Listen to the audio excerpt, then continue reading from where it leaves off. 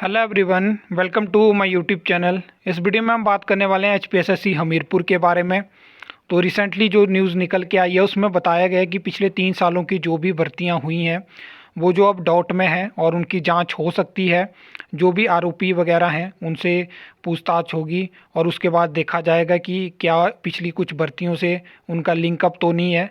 उस हिसाब से सब कुछ सिस्टम चेक होगा। अगर कहीं किसी भर्ती से उनके तार जुड़ते हैं तो फिर उस पर भी अब देखते हैं कि क्या उस पर एक्शन लिया जाता है।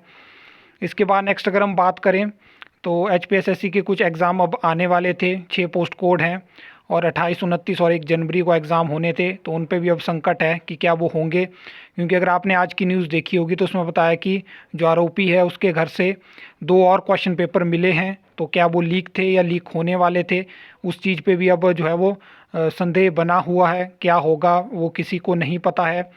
इसके बाद अगर नेक्स्ट हम बात करें तो एडवर्टाइजमेंट की उम्मीद थी कि जनवरी या फरवरी में देखने को मिल सकती है, लेकिन जिस तरह के हालात बने हुए हैं तो मुझे लगता है कि चीज़ें डिले होंगी।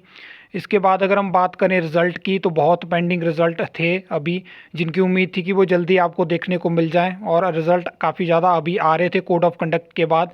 लेकिन अब जो है वो रिज़ल्ट भी कुछ टाइम के लिए रुक जाएंगे और अभी फ़िलहाल जांच जारी है। देखते हैं कि कितने पोस्ट कोड के लिंक यहाँ से जुड़ते हैं और उन पर क्या क्या एक्शन लिए जाते हैं, क्योंकि ये कोई आम बात नहीं है। इतने सारे पेपर हुए हैं पिछले 3 सालों में, उनकी जांच किस तरह से होगी, क्या सिस्टम होगा।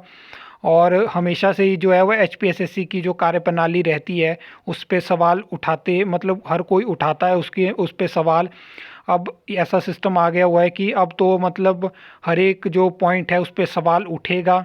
और यहाँ पे जो स्टाफ है, क्या उस स्टाफ का क्या होगा, किस तरह से आगे काम होगा, क्या जो कैंडिडेट एग्ज़ाम भरते हैं वो फिर भरोसा कर पाएंगे इनके सिस्टम पे, एचपीएसएससी हमीरपुर पे, या ये सवाल यहाँ से लेके हमेशा के लिए उठने वाले हैं।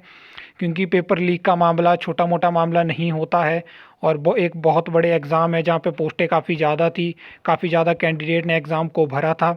और यहाँ पे भी 2-3 बातें और निकल के आ रही थी कि जो आरोपी है उसे पहले जो था वो सेक्रेटरीट में जॉब दी गई थी, वहाँ से फिर शिफ्ट हुई है वो एचपीएसएससी हमीरपुर में। तो क्यों, क्या इसमें कोई और भी इन्वॉल्व हैं कि ये सिस्टम सिर्फ उस तक ही सीमित था, ये भी चीज़ें देखी जाएंगी। तो फिलहाल के लिए जांच जारी है, जैसे ही कोई अपडेट आएगी तो मैं ज़रूर आपको बताऊंगा। और ये जो पेपर लीक हो रहा था तो इसमें एक ऐसा इंसान भी इन्वॉल्व है जिसका अपना कोचिंग इंस्टीट्यूट था और वहाँ से जो था वो किसी एक को, मतलब जैसे जिनको ढूंढा जाता था और उनको क्वेश्चन पेपर दिया जाता था, जिनके पास मतलब नॉर्मली इंसान तो अब इतने पैसे देके जो है वो क्वेश्चन पेपर ख़रीद नहीं सकता है। क्योंकि एक ना एक दिन जो है वो चोरी पकड़ी जाती है, कभी ना कभी पकड़े जाते हैं। उसके बाद जो जांच होती है और तब उसमें पता चलता है कि आपने ऐसा ऐसा किया था, तो लाइफ टाइम के लिए वो चीज़ें आपके साथ जुड़ जाती हैं। तो ये करना कोई आसान बात नहीं है। जिस इंसान ने इनको पकड़वाया है हो सकता था वो भी पैसे देता जॉब के लिए, जैसे आजकल सिस्टम बना हुआ है कि सरकारी जॉब, तो वो भी ऐसा कर सकता था, लेकिन उसने ऐसा नहीं किया। उसने सोचा कि अगर मैं ऐसा करता हूँ, कल को ये किसी और को पकड़ेंगे, फिर उसके साथ ऐसा करेंगे और फिर ये सिस्टम बढ़ता जाएगा। उससे क्या होगा कि जो लोग तैयारी करके जाते हैं वो सफ़र करते हैं, उनका नाम मेरिट लिस्ट में नहीं आ पाता है। तो इस दुनिया में अच्छे इंसान भी हैं जो सोचते हैं कि हमें ऐसा नहीं करना चाहिए। और ये हमारे लिए लाइव एग्जाम्पल है कि कभी भी आपके पास फ्यूचर में ऐसे कोई आपको ऐसे बोलता है कि आप ऐसा कर लो, हमें पैसे दे दो चाहे इंटरव्यू के लिए, तो आप मना करिए। क्योंकि इस तरह से करके कोई फ़ायदा नहीं है, क्योंकि मुझे ऐसा लगता है। बाकी हो सकता है कि आपका कोई और पर्सनल ओपिनियन हो। आई होप आपको ये वीडियो अच्छी लगी, इन्फॉर्मेटिव लगी, तो आप वीडियो को लाइक कमेंट शेयर कर सकते हो, चैनल को सब्सक्राइब कर सकते हो फर्दर न्यू अपडेट्स के लिए।